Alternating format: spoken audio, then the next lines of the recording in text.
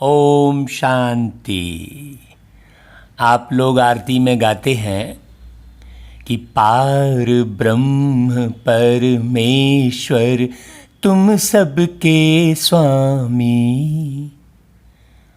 आप लोग ये आरती में गाते हैं, माने पार ब्रह्म परमेश्वर।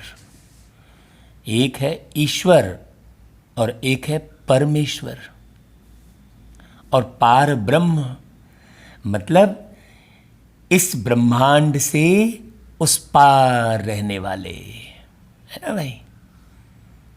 ये ब्रह्मांड है जहाँ पर दिन में सूर्य रोशनी दे रहा है और रात में चंद्रमा रोशनी दे रहा है। एक सिस्टम सेट है। ये पृथ्वी एक मंच की तरह है, माने इसे पूरा, ये जो मांडवा कहते हैं, आसमान को छत कह सकते हैं, है ना। जैसे एक घर बनाते हैं तो छत होती है, चारों तरफ दीवार होती है, तो आसमान पूरा दीवार का भी काम कर रहा है और छत का भी काम कर रहा है। ऐसा ये पूरा मांडवा है, इसे ब्रह्मांड कहते हैं। तो पार ब्रह्म परमेश्वर माने इस ब्रह्म से उस पार रहने वाले, तुम सबके स्वामी, मतलब सबके स्वामी माने सबके मालिक, एक एक वस्तु के मालिक है वो। आप किसी भी वस्तु को मेरा नहीं कह सकते, संभाल सकते हैं उसे, आपको संभालने के लिए दिया जाता है। तो दुख कहाँ से शुरू हो जाता है? जब आप उसे मेरा कहने लगते हैं।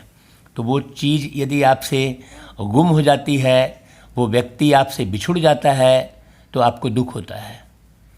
क्यों? क्योंकि आप ये नहीं जानते हैं कि ये टेम्परेरी है। इसका आनंद लीजिए, इसका उपयोग कीजिए, इसका आनंद लीजिए। तो ये आनंद आपको कब आएगा? जब आप पार ब्रह्म में रहने वाले परमेश्वर को जानेंगे।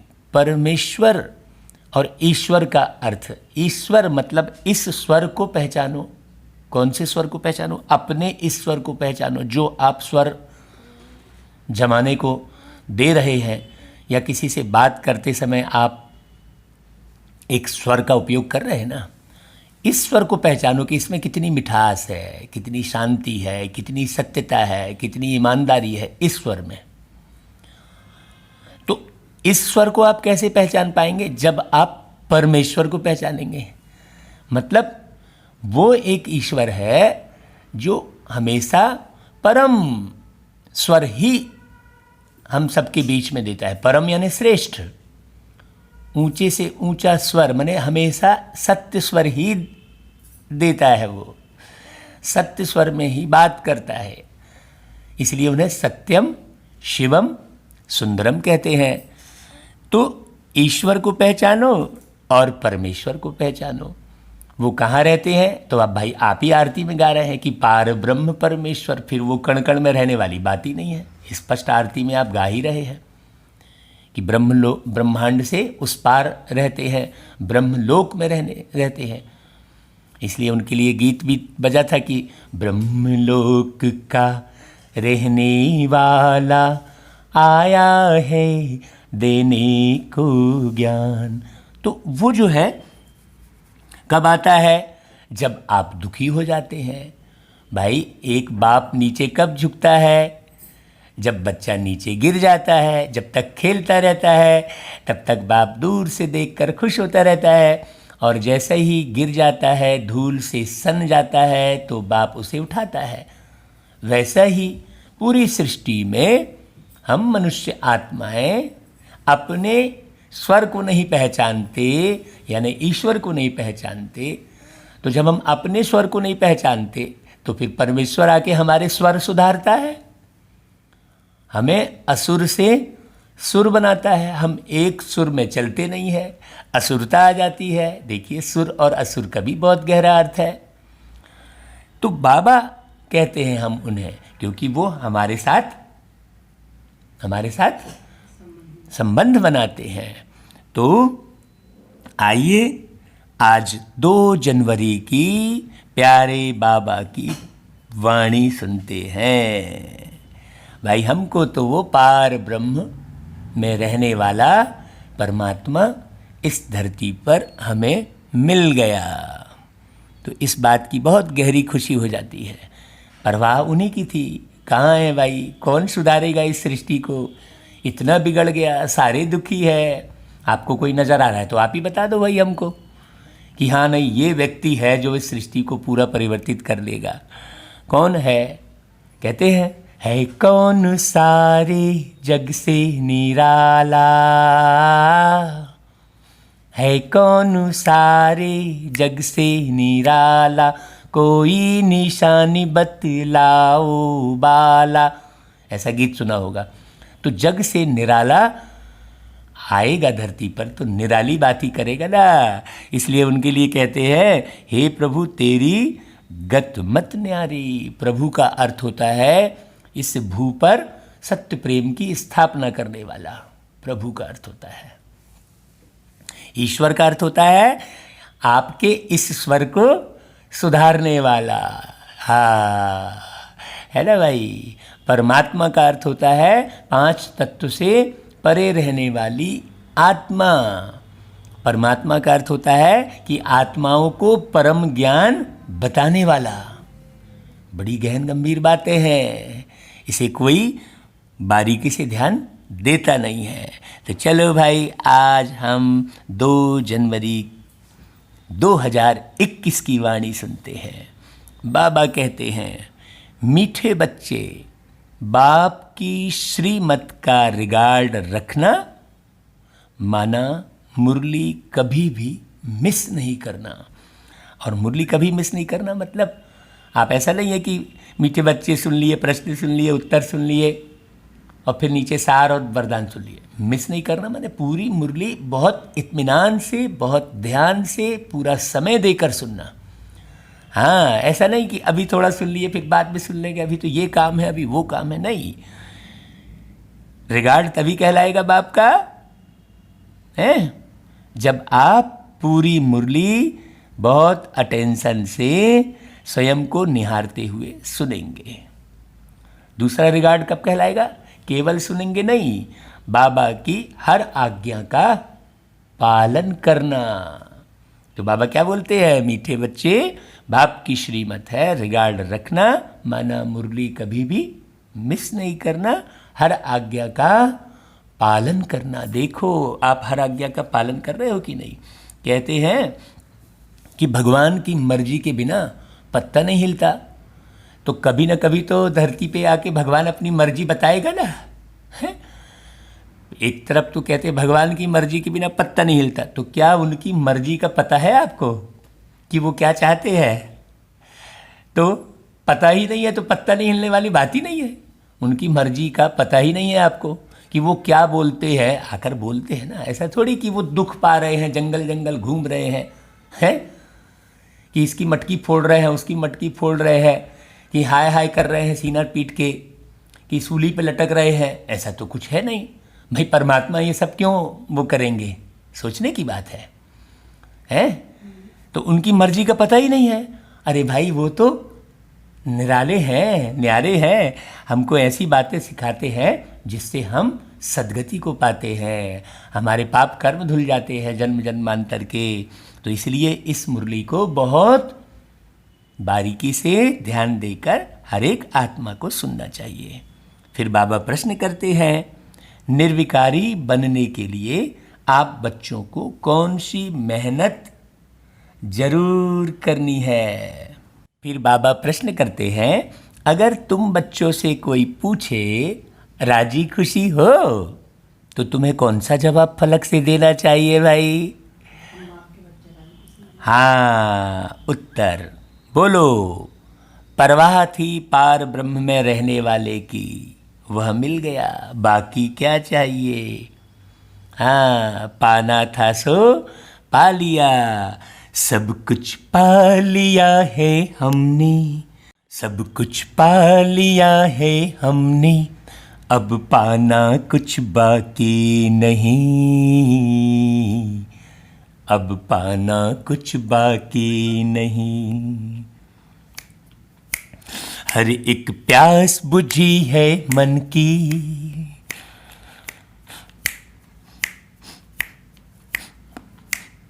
हर एक प्यास बुझी है मन की, अब आत्मा प्यासी नहीं, अब पाना कुछ बाकी नहीं। ऐसा है भाई, हमको प्यारा बाबा मिल गया, सारा ज्ञान मिल गया, सृष्टि के आदि मध्य अंत की जानकारी मिल गई, कल क्या होगा ये भी पता लग गया, पीछे हमने कौन कौन से दुष्कर्म किए थे, पाप कर्म किए थे, वो भी पता लग गया। बाबा ने सब साक्षात्कार कराए। जब आपको ऐसा मालूम पड़ जाएगा तो क्या आप ऐसे बाबा को छोड़ेंगे? आप यही तो जानना चाह रहे थे ना भाई कि मैंने कौन सी गलती की जो मुझे ऐसा कष्ट मिल रहा है, फिर आगे कब तक मिलता रहेगा, इसी को लेकर तो आप हस्तरेखा दिखाने जाते हो। तो मुरली में तो आपको सारा क्लियर हो रहा है भाई, तो क्यों नहीं सुनते हो आप पूरी पूरी मुरली? काहे इधर उधर भटकते हो इधर दुनिया के समाचार सुनने के लिए? बाबा कहते हैं तुम ईश्वरी बच्चों को किसी बात की परवाह नहीं है, तुम्हें बाप ने अपना बनाया, तुम्हारे पर ताज रखा, फिर परवाह किस बात की? हमें तो अच्छे से मालूम है कि भाई मैं आत्मा ये शरीर छोड़ूंगा तो अगला शरीर बढ़िया राजमहल के राजकुमार का मिलेगा, ये हमें पूरा पक्का फाइनल है। दुखी कौन होता है? आत्मा, आत्मा यानी मैं, शरीर थोड़ी दुखी होता है। इस शरीर में बैठकर मैं आत्मा गलत कर्म करता हूँ ना समझी के कारण। वो सारी समझ कौन देते हैं? प्यारे बाबा। तो बाबा कहते हैं ओम शांति। बाप समझाते हैं बच्चों की बुद्धि में जरूर होगा कि बाबा बाप भी है, टीचर भी है, सुप्रीम गुरु भी है। इसी याद में जरूर होंगे भाई। आप भगवान को इसी तरीके से याद करते हो कि एक ही भगवान है, परमात्मा है, ईश्वर है, प्रभु है, अल्लाह है, जो कि बाप बनता है। ये पता है आपको? परमपिता कहते हैं उन्हें। और ये किसी को नहीं मालूम कि वो टीचर भी बनता है, शिक्षक भी बनता है, पढ़ाता है नीचे धरती पर आकर, साकार एक मानवीय तन का आधार लेकर पढ़ाता है। और फिर सुप्रीम गुरु इस दुनिया में कोई नहीं है। हाँ, सुप्रीम गुरु है जो कि हमें सतयुग के मार्ग दिखाते हैं। गुरु वही जो सच्चा रास्ता दिखाए। माने प्यारे बाबा अपने से भी नहीं छोड़ते, पूरा पूरा आपका जीवन संवार के चले जाते हैं। ऐसा कोई निर्विकारी निस्वार्थी व्यक्ति इस दुनिया में नहीं हो सकता। तो बाबा कहते हैं आप इसी याद में जरूर होंगे। तो बाबा बाप भी है, टीचर भी है, सदगुरु है। उसकी याद में रहना मतलब क्या? केवल ये संकल्प चला लेना कि बाबा आप मेरे बाप हो, आप टीचर भी हो, सदगुरु भी हो, ऐसा सोच लेना या संकल्प चला लेना, उसे याद कहेंगे क्या? नहीं। हम भी बाप समान सबको प्यार लुटाएं, टीचर के समान बिल्कुल सबको बहुत अच्छे से समझाएं, एक एक बात को लेकर। हम भी जो है सबको अच्छा रास्ता मिल जाए, भटकने से लोग बच जाएं, इस भाव में जीवन जिए, उसी को कहेंगे एक प्यारे बाबा को तीनों रूपों में याद करना, जब हम वैसे कर्म में उसे लाएंगे। तो बाबा कहते हैं यह याद कभी कोई सिखला भी नहीं सकते। बाप ही कल्प कल्प आकर सिखलाते हैं, बाकी तो कुछ मालूम ही नहीं था। चाहे जिसको भगवान बोल रहे थे, चाहे जहाँ माथा टेक रहे थे, चाहे जहाँ भटक रहे थे, बुद्धि दे दो कर रहे थे, हैं? जिस मंदिर में मूर्ति में जाकर बुद्धि दे दो ही कह रहे थे, और बुद्धि कहीं से मिल नहीं रही थी। अब भाई कहाँ से बुद्धि मिले भाई, कोई तो बताने वाला हो। तो यहाँ मनुष्यों में तो बुद्धि है ही नहीं, सबकी कुबुद्धि, भ्रष्ट बुद्धि है हो गई है, चालाक बुद्धि हो गई है सबकी। हाँ, तो चालाकी सब खेलते हैं, तो यहाँ तो बुद्धि देने वाला है नहीं है। तो इन सब से परे तो एक परमात्मा ही है जो आकर बुद्धि दिए भाई। तो भाई हम तो उनको बहुत अच्छे से जान गए। अब आप जानो ना जानो, मानो ना मानो, ये मानो न मानो खुशी आपकी, ये मानो न मानो खुशी आपकी, हम मुसाफिर हैं कल अपने घर जाएंगे। भाई हमारा घर तो शांति धाम और फिर नीचे इस धरती पर सतयुग सुख धाम है। यहाँ तो हमारा घर अब है ही नहीं। इस भ्रष्ट दुनिया में क्या करेंगे बुद्धि लगाकर। हाँ, बाबा की सेवा अर्थ रुके हुए हैं भाई हम तो। हाँ, बाबा हमको रोका हुआ है कि बच्चे तुम पूरी पूरी सेवा करके ही शांति धाम जाना। तो बस यही कर रहे हैं। तो वही ज्ञान सागर पतित पावन भी है, वह बाप भी है, टीचर भी है, गुरु भी है। यह अब समझा जाता है जबकि ज्ञान का तीसरा नेत्र मिला है। भाई ज्ञान का तीसरा नेत्र किसे कहेंगे कि भाई मुझे मालूम पड़ा है कि मैं भ्रुकुटी के बीच बैठा मैं एक आत्मा हूँ। यही ज्ञान का तीसरा नेत्र। तो सब अपने अपने को शरीर समझ रहे हैं, नारी अपने को नारी समझ रही है। भाई वो तो एक आत्मा है ना, नारी का पार्ट बजा रही है आत्मा, पुरुष का पार्ट बजा रही है आत्मा। तो यही ज्ञान का तीसरा नेत्र है। बच्चे भल समझते तो होंगे परंतु बाप को ही भूल जाते हैं। हाँ, बहुत लोग समझते हैं कि भाई मैं आत्मा हूँ, लेकिन परमात्मा कौन है, इस पर ही तो सारा रोला है, सारा बिगाड़ा है इसी पर। कोई किसी को परमात्मा कहता है, कोई किसी को परमात्मा कहता है। बाबा कहते हैं बाप को ही भूल जाते तो फिर टीचर गुरु फिर कैसे याद आएगा। माया बहुत ही प्रबल है जो तीन रूप में महिमा होते हुए भी तीनों को भुला देती है। इतनी सर्वशक्तिवान है। हाँ, मने विषय विकार भी कम नहीं है, बहुत तगड़े है। बच्चे भी लिखते हैं बाबा हम भूल जाते हैं। माया ऐसी प्रबल है, ड्रामा अनुसार है बहुत सहज। बच्चे समझते हैं ऐसा कभी कोई हो नहीं सकता। वही बाप टीचर सदगुरु है। सच सच, इसमें गपोड़े आदि की कोई बात ही नहीं है भाई। अंदर में समझना चाहिए ना। परंतु क्या होता है, माया भुला देती है। कहते हैं हम हार खा लेते हैं। तो कदम कदम में पद्म कैसे होंगे यदि आप हार खाएंगे? तो आप कमाई कैसे करेंगे? दुनिया में 200-400 रुपये कमाने के लिए कितनी मेहनत करते हैं, हार थोड़ी खाते हैं। हाँ, सारा महीना जब एक जगह सर्विस करेंगे तब जाके थोड़ी सी पगार मिलती है। चलता रहता है जीवन, पूरी जिंदगी वो एक जगह नौकरी करके निकालते हैं। तुम्हें तो बाबा पद्मा पदम पति बना रहे हैं, तो हार कैसे खाओगे भाई? हाँ, देवताओं को ही पद्म की निशानी देते हैं। एक पद्म कमल और एक पद्म संख्या है पद्म। हाँ, सबको तो नहीं दे सकते। ईश्वर की यह पढ़ाई है, मनुष्य की नहीं। मनुष्य की यह पढ़ाई कभी हो ही नहीं सकती। भल देवताओं की महिमा की जाती है परंतु फिर भी ऊंच से ऊंच एक बाप है। देवता कभी किसी के बाप, पूरे आत्माओं के बाप तो नहीं बनेंगे ना। देवता ज़्यादा करके एक आत्मा के बाप बनेंगे सतयुग में, है ना भाई। बाकी फिर उनकी बड़ाई क्या है, आज गदाई कल राजाई। अभी तुम पुरुषार्थ कर रहे हो ऐसा लक्ष्मी नारायण बनने का। जानते हो इस पुरुषार्थ में बहुत फेल होते हैं, इसलिए आप कभी इधर उधर झरमुई में मत पढ़ो। जानते हो भाई, हर स्कूल में फेल होते हैं, तो हमें फेलवर को नहीं देखना है। फेलवर को देख के कई लोग विद्यालय में आते ही नहीं है, तो बाप की पढ़ाई छूट जाती है। पढ़ते फिर भी इतने हैं जितने कल्प पहले पास हुए थे। वास्तव में ज्ञान है भी बहुत सहज, परंतु माया भुला देती है। अब बाबा माया भुला ना पाए उसके लिए आगे विधि सिखाते हैं। क्या विधि सिखाते हैं? बाप कहते हैं अपना चार्ट लिखो, परंतु बच्चे लिख नहीं पाते। कहते हैं कहाँ तक बैठ लिखें? अगर लिखते भी हैं तो जांच करते हैं 2 घंटा याद में रहे। फिर वह भी उन्हों को मालूम पड़ता है जो बाप की श्रीमत को अमल में लाते हैं। मूल बात क्या है? बाप की श्रीमत को अमल में लाना, तो कमल समान जीवन बनेगा।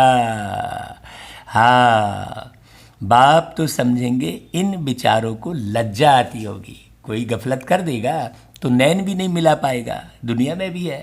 हाँ, वो भले लड़ता झगड़ता रहेगा लेकिन अंदर से तो उसका दिल खाता रहेगा।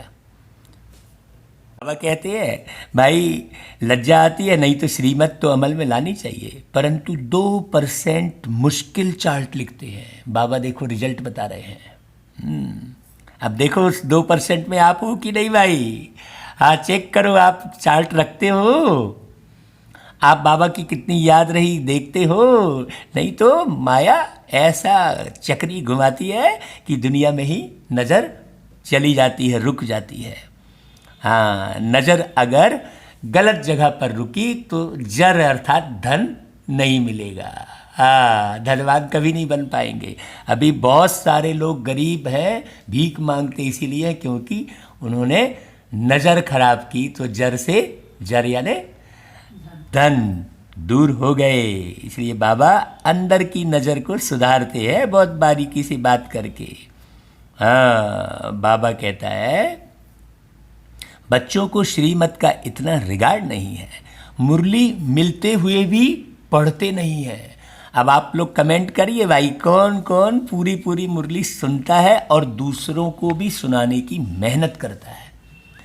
सुनने वालों की संख्या बढ़ाएंगे तब ना कमाई जमा होगी भाई आपकी, तब तो प्रजा बनेगी। बाबा कहते हैं, बाबा कहते हैं दिल में लगता जरूर होगा। बाबा कहते तो सच है, हम मुरली ही नहीं पढ़ते तो बाकी औरों को समझाएंगे क्या अच्छे से, हैं? याद की यात्रा ही नहीं करते, हम याद में ही नहीं रहते, ओम शांति बस बोल देते हैं बस। तो रूहानी बाप रूहानी बच्चों को समझाते हैं, यह तो बच्चे समझते हैं बरोबर हम आत्मा हैं, हमको परम पिता परमात्मा पढ़ा रहे हैं, ये तो चलो समझ रहे हैं। और क्या कहते हैं, मुझे याद करो तो तुम स्वर्ग के मालिक बनो, ऐसा बाबा कहते हैं। इसमें बाप भी आ गया, पढ़ाई और पढ़ाने वाला भी आ गया, सदगति दाता भी आ गया। थोड़े अक्षर में सारा ज्ञान आ जाता है। यहाँ तुम आते ही हो इसको रिवाइज करने लिए। सारी दुनिया में तो ये ज्ञान था नहीं ना भाई। जितना बार आप रिवाइज करते हो तो वो पक्की होती जाती है चीज़। आप रोज़ जो है खाना बनाते हो, रोज़ रोटी बनाते हो, रोज़ चावल बनाते हो, रोज़ खाने के लिए बनाते हो, उसमें थोड़ी बोर होते हो, रोज़ ही बनाते हो। बिना उसे खाए पेट ही नहीं भरता, चाहे बाहर का कितना भी चीज़ दुनिया का खा लो, लेकिन कहते हो ना यार वो दाल चावल नहीं खाए तो वैसे ही तो है भाई। दुनिया का सारा ज्ञान कितना भी हमें कहीं से भी मिल जाए तो मुझ आत्मा का मैं अनुभव सुनाता हूँ, बिना बाबा की मुरली पढ़े तो हाँ कुछ अच्छा नहीं लगता हमको तो भाई। अब आपकी स्थिति क्या है ये आप जानो। बाप भी यही समझाते हैं क्योंकि तुम खुद कहते हो हम भूल जाते हैं, इसलिए यहाँ आते हैं रिवाइज करने। भल कोई यहाँ रहते हैं तो भी रिवाइज नहीं होता है, तकदीर में ही नहीं है। तदबीर तो बाप कराते ही है, तदबीर कराने वाला एक बाप ही है, इसमें कोई की पास खातिरी भी नहीं हो सकती है, ना स्पेशल पढ़ाई है। हाँ, कोई समझे कि फलाना स्पेशल पढ़ाएगा, नहीं, पूरा स्पेशल पढ़ाई कौन कराते हैं? एक बाबा ही पढ़ाते हैं। इसलिए भैया हम तो बाबा की मुरली के अलावा अब इस दुनिया में कुछ भी नहीं पढ़ते, आपको हम स्पष्ट बता दें। एक बाबा की मुरली और एक मधुबन। हाँ, इधर उधर भी नहीं भटकना, नहीं तो बच्चे स्थान का भी परिवर्तन करते रहेंगे, ज्ञान का भी परिवर्तन करते रहेंगे, इधर उधर भटकते रहेंगे। नहीं, बाबा कहते हैं उस पढ़ाई में स्पेशल पढ़ने लिए टीचर को बुलाते हैं, यह तो तकदीर बनाने लिए सबको पढ़ाते हैं। एक एक को अलग कहाँ तक पढ़ाएंगे भाई, इसलिए मुरली सबको एक जैसी पढ़ाते हैं। हाँ, ऐसी कोई अलग से ट्यूशन वाली तो बात नहीं। बाबा को कोई अलग से धन तो कमाना नहीं है ना, जो अलग से ट्यूशन करने वाले बच्चे ढूंढेंगे वो वाला टीचर तो हाँ क्लास में ढूंढेगा कौन रईस है, तो वो उसके ऊपर ज़्यादा ध्यान देंगे। क्यों? वो फिर ट्यूशन भी आके पढ़ेगा। यहाँ ऐसी बात नहीं है भाई, यहाँ तो गरीब नवाज बैठा है। हाँ, बाबा कहते हैं कितने ढेर बच्चे हैं। उस पढ़ाई में कोई बड़े आदमी के बच्चे होते हैं तो उन्हों को स्पेशल पढ़ाते हैं। देखो वही बात आ गई। टीचर जानते हैं कि यह डल है, इसलिए इनको स्कॉलरशिप लायक बनाते हैं। यह बाप ऐसे नहीं करते हैं, यह तो एक रस सबको पढ़ाते हैं। अब तुमको उठाना है तो देखो तुम जानो भाई। वह हुआ टीचर का एक्स्ट्रा पुरुषार्थ कराना। यह तो एक्स्ट्रा पुरुषार्थ किसको अलग से कराते नहीं है, एक्स्ट्रा पुरुषार्थ तुम्हें करना है। एक्स्ट्रा पुरुषार्थ माना ही मास्टर कुछ कृपा करते हैं अलग से। ये तो गलत बात हो गई ना, है? सबके लिए एक जैसा पुरुषार्थ कराना। हाँ, तो ईश्वर की नज़र में तो सब एक है, कोई धनवान कोई गरीब, इस रीति भगवान देखते ही नहीं है। ये तो इंसान की नज़र है, इसलिए इंसान को पहचानना बहुत कठिन है और भगवान को पहचानना बहुत आसान है। लेकिन लोग कठिन किसको बोलते हैं? भगवान को पहचानना कठिन बोलते हैं। क्यों? क्योंकि इंसान को पहचानने में ही सारा जीवन बिता देते हैं। इंसान को ही पहचानने में, अरे भाई इंसान को तुम पूरी जीवन बिता दो नहीं पहचान पाओगे। माँ 9 महीने जो गर्भ में अपने बच्चे को रखती है उसे ही नहीं पहचान पाती है, पालती पोसती है, बड़ा करती है, तो मालूम ही नहीं पड़ता उसको कि ये चोर निकलेगा कि डाकू निकलेगा कि नक्सली निकलेगा कि बड़ा ऑफिसर बनेगा। माँ नहीं पहचान पाती है, तो हम कैसे किसी को पहचान लें? इसलिए किसी को अच्छा किसी को बुरा बोलना ही नहीं चाहिए। क्यों? क्योंकि आज जिसे आप अच्छा बोल रहे हैं कल वो खराब हो सकता है, समय अनुसार, संग के अनुसार। हाँ, इसलिए आप कहीं फंसो मत, मेरा बेटा, मेरा चाचा, मेरा मामा नहीं। आप सबको एक रस अवस्था में, जैसे बाबा सबको एक रस में पढ़ाते हैं, एक रस में स्नेह देते हैं, वैसा बाप समान बनना। बाबा कहते हैं कि भाई ऐसे तो भल पैसे लेते हैं लोग, खास टाइम दे पढ़ाते हैं जिससे वह जास्ती पढ़कर होशियार होते हैं। यहाँ तो जास्ती कुछ पढ़ने की बात है ही नहीं है, एकदम सिंपल सी बात है।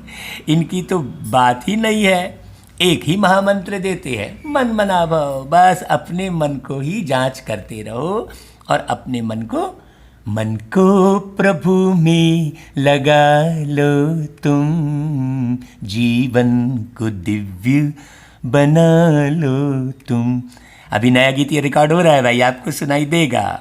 बाबा कहते हैं याद से क्या होता है, यह तो समझते हो बाप ही पतित पावन है, जानते हो उनको याद करने से ही पावन बनेंगे। हमको तो बाबा की बहुत याद आती है, बाबा की याद बहुत ही आती है, आती है, आती है, दूर वतन को हमें उड़ा ले जाती है।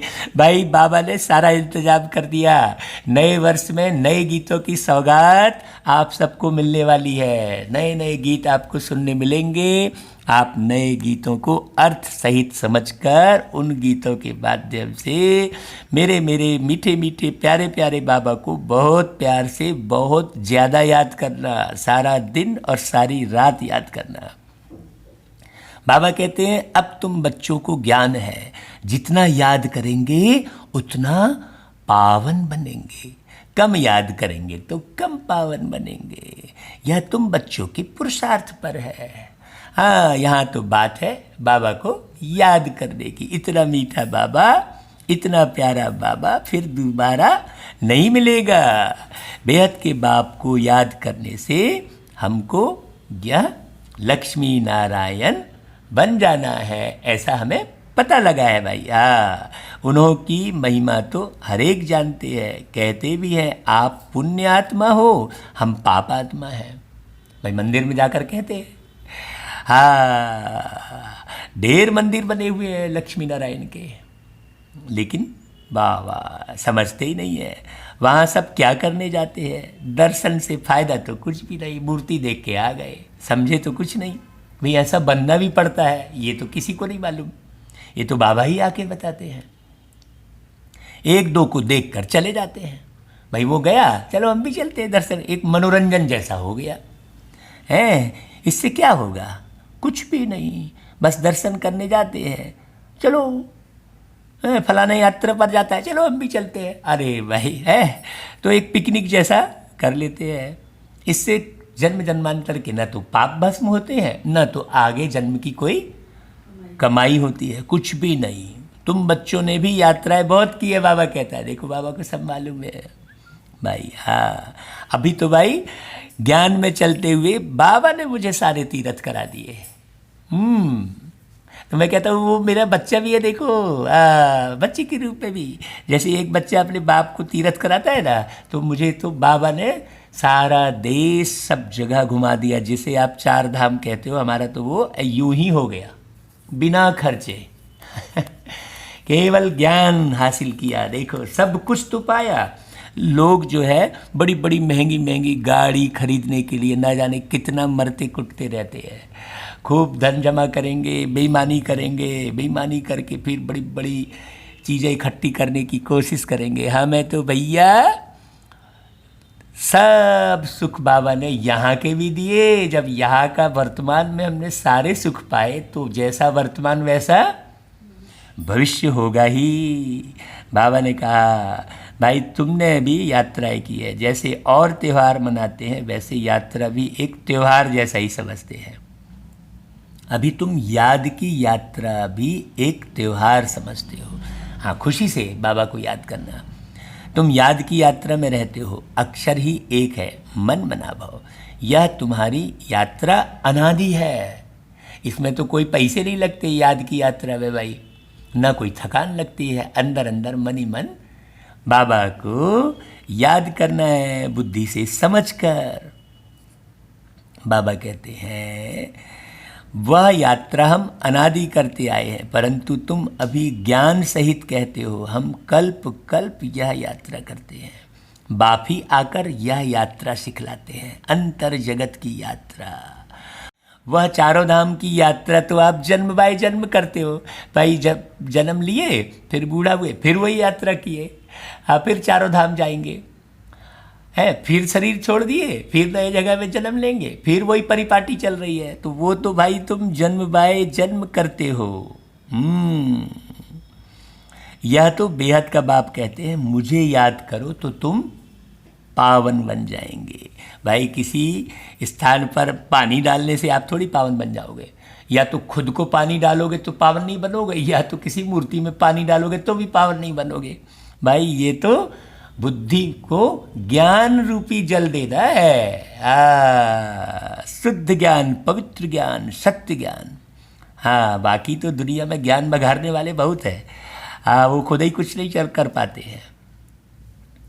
बाबा कहते हैं आजकल तो वहाँ भी गंद लगा पड़ा है। कहाँ? जहाँ तीर्थ करने जाते हैं। हाँ, बाबा कहते हैं मुझे याद करो तो पावन बन जाएंगे। ऐसे तो और कोई कभी नहीं कह सकते ना भाई कि मुझे याद करो तो तुम पावन बनेंगे। ऐसा कोई बोल सकता है क्या इस दुनिया में? इसका मतलब ही यही है कि ये डायरेक्ट परमात्मा की वाणी चल रही है। मनुष्य यात्रा पर जाते हैं तो वह उस समय पावन रहते हैं। हाँ, लेकिन आजकल तो वहाँ भी सब गड़बड़ झड़बड़ है, पावन नहीं रहते। उसी जगह पर ही पावन नहीं रहते। कई पकड़ में आए हैं, सब देख रहे हैं फिर भी नहीं मान रहे हैं। हाँ, सच्चाई होती तो पकड़ में थोड़ी आते हैं। सोचने की बात है। फिर गड़बगू करते रहते हैं, नहीं ऐसा नहीं वैसा नहीं, ये धर्म है फलाना है। अरे पकड़ में आ गए और फिर बाद में भाई कोई भी चोर थोड़ी बोलेगा मैंने चोरी की है, वो तो नहीं बोलेगा ना। तो बाबा कहता है वहाँ भी अब आजकल सब गंद लगी पड़ी है। तुमको अभी बाप ने बताया है यह याद की यात्रा है सच्ची। इस रूहानी यात्रा का किसको पता नहीं है। वह यात्रा का चक्र लगाने जाते हैं, फिर भी वैसे का वैसा बन जाते हैं। वापस चक्र लगाते रहते हैं। जैसे कहते हैं ना, वास्को डिगामा ने सृष्टि का चक्र लगाया, यह भी चक्र लगाते हैं ना। गीत भी है ना, चारों तरफ लगाए फेरे फिर भी हरदम दूर रहे, ऐसा करके है ना। भक्ति मार्ग में तो कोई मिला नहीं सकते, भगवान कोई को मिला ही नहीं, भगवान से दूरी रहे। फेरे लगाकर फिर भी घर में आकर 5 विकारों में फिर फंसते हैं। 4 धाम की यात्रा की उस समय लड़ो, ठीक है, नहीं गए विकार में, फिर आए तो फिर विषय विकार में फंस गए। वह सब यात्राएं हैं झूठी, उसमें कोई पावन बनता ही नहीं है, और ही घर के लोगों की याद आती रहती है। हाँ, अभी तुम बच्चे जानते हो यह है पुरुषोत्तम संगम युग, जबकि बाप आए हैं। यहाँ तो केवल घर गृहस्थ में रहते बाबा की याद आती है, कहीं भागने की अब दरकार भी नहीं। कितना सरल हो गया सोचो। वहाँ तो धक्के खाए और लौट के फिर वापस वैसे ही के वैसे ही, और खर्चा हो गया तो वो खर्चे की लिस्ट बना रहे, यहाँ गए तो इतना खर्चा, वहाँ गए तो इतना खर्चा, तो पूरा वो खर्चे की लिस्ट अब फिर चिंता में पड़ गया। अब फिर निकालना है तो फिर निकालेंगे, फिर बेईमानी करेंगे। हाँ तो बताओ, आदमी जो है उल्टा सीधा करके कमाता है और फिर बाद में भंडारे करके शो करता है, पाप धोने की कोशिश करता है। कितनी देखो गहन गंभीर बात है। और फिर गाएगा कि भाई चारों तरफ लगाए फेरे, फिर भी हरदम दूर रहे, वो गीत भी गाया फिर। बाबा कितना प्यारा है, कैसे समझा रहा है। तो एक दिन जब जान जाएंगे बाप आया हुआ है, भगवान आखिरी मिलेगा, लेकिन कैसे यह तो कोई भी जानते नहीं हैं। यह तो मीठे मीठे बच्चे ही जानते हैं। कौन से बच्चे जानते हैं? मीठे मीठे बच्चे जानते हैं, जो सदैव सत्य पर चलते हैं, जो पवित्र रहते हैं। मीठा मीठा किसको बोल रहे हैं बाबा? जो सदैव पवित्र रहते हैं। हाँ, जो पवित्र नहीं रहते वो स्वयं को मीठा समझ ही नहीं सकते हैं। गुलगुल रहते हैं, किसी से लड़ते झगड़ते नहीं है, कभी झूठ नहीं बोलते हैं, बाबा की श्रीमत का एकदम एक्यूरेट पालन करते हैं। वही मीठे मीठे बच्चे जानते हैं कि हम श्रीमत पर इस भारत को फिर से स्वर्ग बना रहे हैं अपने ही तन मन धन से। अब जिसको भाई स्वर्ग बनाने में आगे आना है तो स्वागत है। अभी तो स्वर्ग बन रहा है, आप मानो या ना मानो, खुशी है आपकी। भारत का ही तुम नाम लेंगे, उस समय और कोई धर्म होता नहीं। इसलिए किसी भी देश को माता नहीं बोलते हैं। कहते हैं क्या जापान माता, अमेरिका माता, ऑस्ट्रेलिया माता, कहना भाई शोभेगा नहीं, लेकिन भारत माता की जय कितना अच्छा लगता है। हाँ क्यों? क्योंकि भारत में ही वो तुम्हें माता च पिता तुम्हें, तो कौन किसके लिए आप गा रहे हो भाई? वो है शिव बाबा। वही माँ बाप का सारा फर्ज अदा करके और बच्चों को पालन करते हैं, पावन बनाते हैं पालन करके। ऐसा है मेरा मीठा मीठा बाबा। तो बाबा कहते हैं भारत का ही तुम नाम लेंगे, उस समय और कोई धर्म होता नहीं, सारी विश्व पवित्र बन जाती है। अभी तो ढेर धर्म है। बाप आकर तुमको सारे झाड़ का नॉलेज सुनाते हैं, तुमको स्मृति दिलाते हैं। तुम सो देवता थे, फिर क्षत्रिय, सो वैश्य, सो अभी शूद्र बने। अभी तुम शूद्र से फिर ब्राह्मण बन रहे। ये सारे कोई जाति के का वर्णन नहीं कर रहे बाबा। हाँ, ये अलग अलग प्रकार के बच्चों का वर्णन कर रहे हैं, ये योग्यता का वर्णन कर रहे हैं ना। यह हम सो का अर्थ बाप कितना सहज समझाते हैं। अब वो तो हम सो करके सांस अंदर और बाहर करने का प्रक्रिया बताते हैं। ओम अर्थात मैं आत्मा, फिर हम आत्मा, ऐसे चक्र लगाती है। वह तो कह देते हम आत्मा सो परमात्मा। अरे भाई, परमात्मा सो हम आत्मा। अब इसमें ज्ञान कहाँ से समझ में आएगा? अभी पाप कौन कर रहा है, पुण्य कौन कर रहा है, पुकार कौन रहा है, हे प्रभु मेरी रक्षा करो, ये कौन पुकार रहा है भाई? हम आत्मा सो परमात्मा कह दिए तो माने पूरा ही गड़बगू है। ज्ञान कुछ है ही नहीं दुनिया में, कुछ भी नहीं जानते हैं। हाँ, एक भी नहीं जिसको हम सो का अर्थ यथार्थ मालूम हो। ये तो बाबा ही आकर बताते हैं। तो बाप कहते हैं यह जो मंत्र है यह हरदम याद रखना चाहिए। कौन सा? मन मना भव। चक्र बुद्धि में नहीं होगा तो चक्रवर्ती राजा कैसे बनेंगे? हाँ, अभी हम आत्मा ब्राह्मण हैं, फिर हम शो देवता बनेंगे। यह तुम कोई से भी जाकर पूछो, कोई नहीं बताएंगे कि देवता कैसे बनते हैं। देवता की भक्ति सिखाएंगे, देवता बनने की प्रक्रिया तो केवल बाबा ही सिखाते हैं। ध्यान से सुनो भाई बहुत अच्छे से।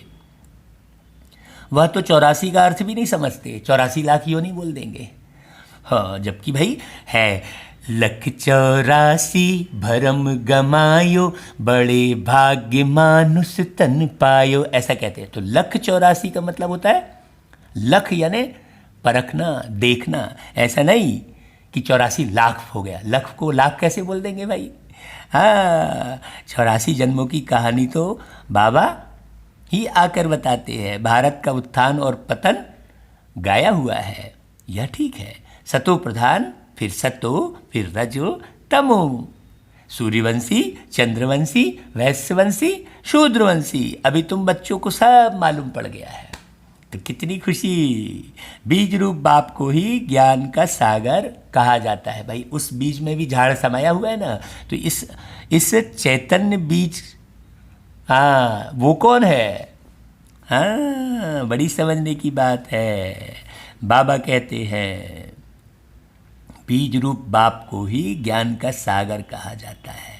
वह इस चक्र में नहीं आते हैं, सतयुग, त्रेता, द्वापर, कलयुग नहीं आते हैं। हाँ, ऐसे नहीं हम जीव आत्मा सो परमात्मा बन जाते हैं, नहीं। बाप आप समान नॉलेजफुल बनाते हैं, आप समान गॉड नहीं बनाते हैं, परमात्मा नहीं बनाते। परमात्मा कभी किसी को परमात्मा नहीं बनाते हैं। इन बातों को बहुत अच्छी रीति समझना है। वो भगवान भगवती बनाते हैं, गॉड गॉडेस बनाते हैं, परमात्मा नहीं बनाते हैं। आत्मा तो सदैव आत्मा ही रहती है। देव आत्मा, हाँ, मनुष्य आत्मा, पाप आत्मा, ऐसा है। आत्मा कभी परमात्मा नहीं बन सकती, कभी नहीं बन सकती।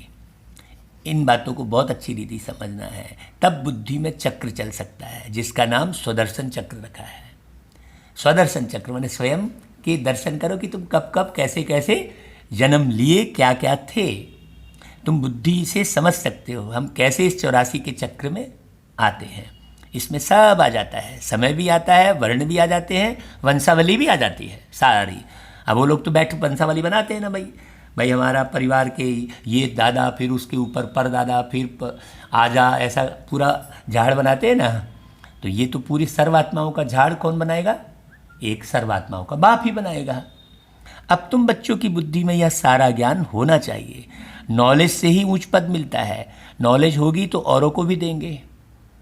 यहाँ तुमसे कोई पेपर आदि नहीं भराए जाते हैं। उन स्कूलों में जब इम्तहान होते हैं तो पेपर्स विलायत से आते हैं। जो विलायत में पढ़ते होंगे उन्हों की तो वहाँ ही रिजल्ट निकालते होंगे। उनमें भी कोई बड़ा एजुकेशन अथॉरिटी होगा। बाबा एक एक बात बारीकी समझा रहे हैं।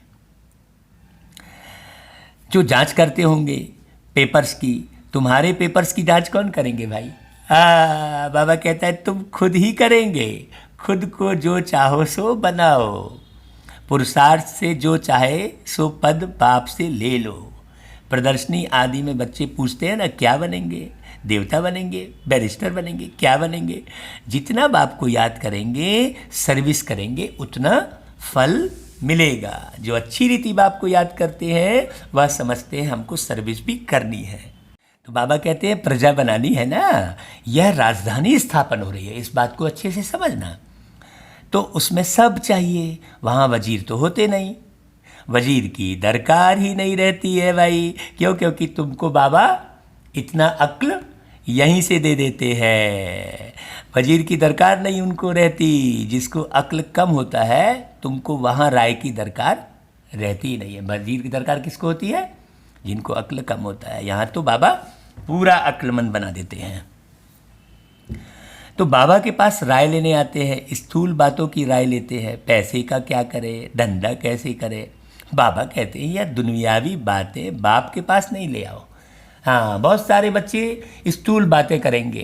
भाई यहाँ बच्चे की शादी करना है तो ये देख लो, वो देख लो। अरे भाई आप ये भी नहीं समझते हो कि भाई ये ज्ञान मार्ग के हैं, तो हमें इनको इस सब बातों में नहीं फंसाना चाहिए। लेकिन लोग समझते नहीं हैं भाई। बाबा कहते हैं कि दुनियावी बातें बाप के पास नहीं ले आओ। हाँ, कहाँ दिल शिकस्त बन न जाए तो कुछ ना कुछ आथत देकर बता देते हैं। यह कोई मेरा धंधा नहीं है। बाबा कहते हैं मेरा तो ईश्वरी धंधा है तुमको रास्ता बताने का, है ना। ब्रह्मा बाबा कहते हैं, ब्रह्मा बाबा से पूछते हैं भाई तुम विश्व का मालिक कैसे बनो, ये बताते हैं। तुमको मिली है श्रीमत, बाकी सब है आश्रीमत। सतयुग में कहेंगे श्रीमत, कलयुग में आश्रीमत। वह है ही सुखधाम। वहाँ ऐसे भी नहीं कहेंगे कि राजी खुशी हो। अभी यहाँ तो हर कोई, और भाई क्या हाल चाल है, अरे तू पूछे ही काहे रहे हो, हाल चाल है, तबीयत ठीक है, ऐसा पूछेंगे। या वहाँ नहीं पूछेंगे, हैं? या अक्षर ही वहाँ नहीं होंगे। क्यों? यहाँ से सब संपन्न होके जाएंगे, वहाँ दुख है ही नहीं जो पूछा जाए। यह है ही दुख की दुनिया, वास्तव में तुमसे कोई पूछ नहीं सकता। फल माया गिराने वाली है, तो भी बाप तो मिला है ना। हाँ, तुम कहेंगे क्या तुम खुश खैरापत पूछते हो? हम ईश्वर के बच्चे हैं, हमसे क्या खुश खैरापत पूछते हो भाई? सीधा सीधा ऐसा जवाब दो। परवाह थी पार ब्रह्म में रहने वाले की, वह मिल गया, फिर अब किसकी परवाह भाई? ऐसा बताओ, यह हमेशा याद करना चाहिए। लेकिन ऐसा जवाब कहाँ निकलता है? बोले हाँ, हमको तो बाबा ने हेल्थ वेल्थ हैप्पीनेस पूरा दे दिया। ये बताते हैं हमारा घर, बाबा ने मकान बनवा दिया, हमारा बहुत बड़ा ये आश्रम बन गया, ये भगवान की देन है। अरे ये नहीं कहते भाई कि परवाह थी पार ब्रह्म परमेश्वर की, वो मिल गया। ये फलक से जवाब नहीं देते हैं। जमाने का स्थूल बातें, स्थूल अनुभव सुनाते रहेंगे।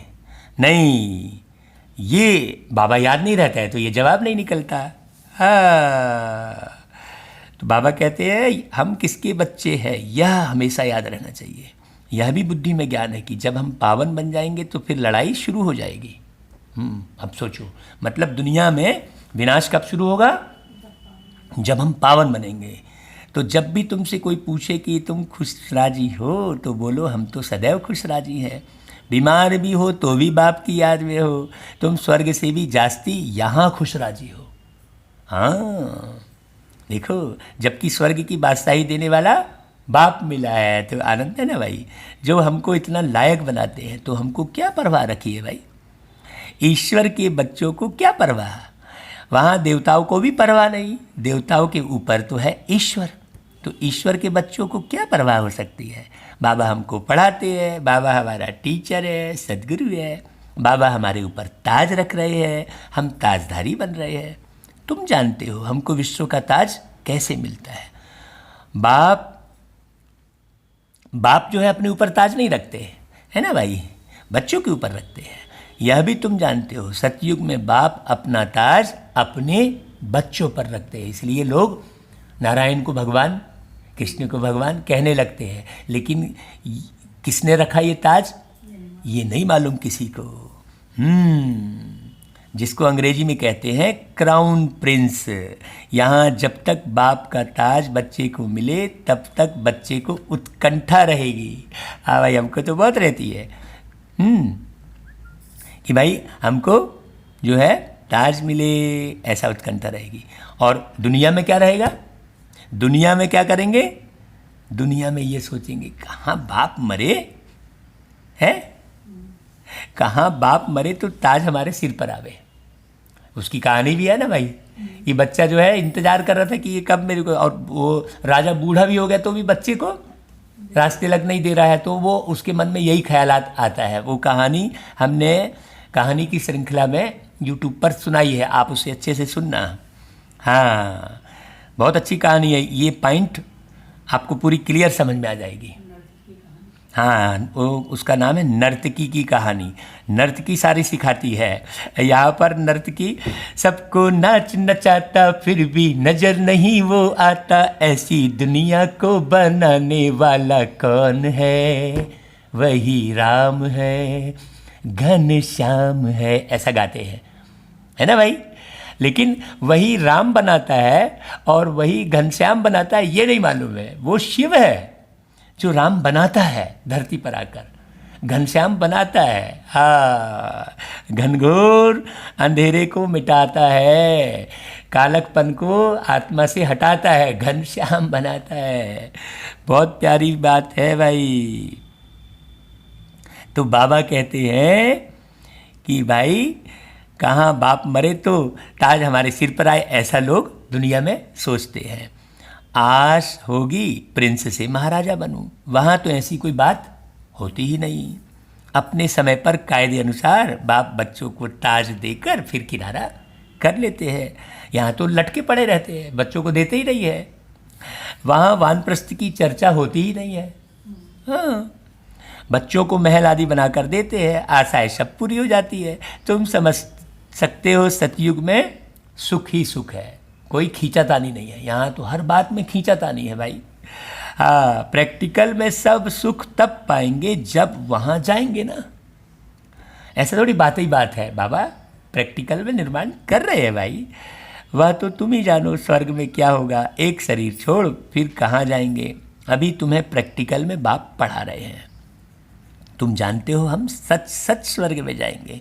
वह तो कह देते हैं हम स्वर्ग में जाते हैं, पता भी नहीं है स्वर्ग किसको कहा जाता है। हाँ, जन्म जन्मांतर यह अज्ञान की बातें सुनते आए, अभी बाप तुमको सत्य बातें सुनाते हैं। अच्छा भाई, फिर बाबा बहुत बहुत सब बच्चों को याद प्यार देते हैं, और हम बच्चे भी बाबा को याद प्यार देते हैं। अच्छा भाई, आज के लिए धारणा का सार है, सदा राजी खुशी रहने के लिए बाप की याद में रहना है, और किसी की याद नहीं आनी चाहिए। पढ़ाई से ऊपर राजाई का ताज रखना है ना भाई, पढ़ाई से अपने ऊपर राजाई का ताज रखना है। दूसरा, श्रीमत पर भारत को स्वर्ग बनाने की सेवा करनी है। हाँ, अपने ही तन मन धन से इस भारत को स्वर्ग बनाना है, ये बाबा ने कहा है। कौन कितना दे रहा है, क्या कर रहा है, ये नहीं सोचना है, देखा देखी नहीं करना है, अपना धन सफल करो। हाँ, अपने घर को बैलेंस बनाते हुए। हाँ, कई बच्चे ऐसा है कि अंधाधुंध भी दे दिए और अपना घर बिगाड़ लिए, फिर वो भी नहीं चल पाते हैं। तो बाबा कहता है बहुत संभल के हाँ काम करना है, श्रीमत पर चलना है, सदा श्रीमत का रिगार्ड रखना है। बाबा की मुरली सुनते रहेंगे तो कहीं भी अनबैलेंस नहीं होंगे, असंतुलित नहीं होंगे। फिर वरदान, कनेक्शन और रिलेशन द्वारा मनसा शक्ति के प्रत्यक्ष प्रमाण देखने वाले सूक्ष्म सेवाधारी भव।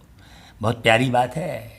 हाँ, कनेक्शन और रिलेशन द्वारा आपका बाबा से जितना गहरा कनेक्शन होगा, जितना गहरा रिलेशन होगा, सर्व रिश्ते एक बाबा से, उतनी ही आपकी मनसा शक्ति प्रैक्टिकल में प्रत्यक्ष प्रमाण मनसा शक्ति का देखने मिलेगा।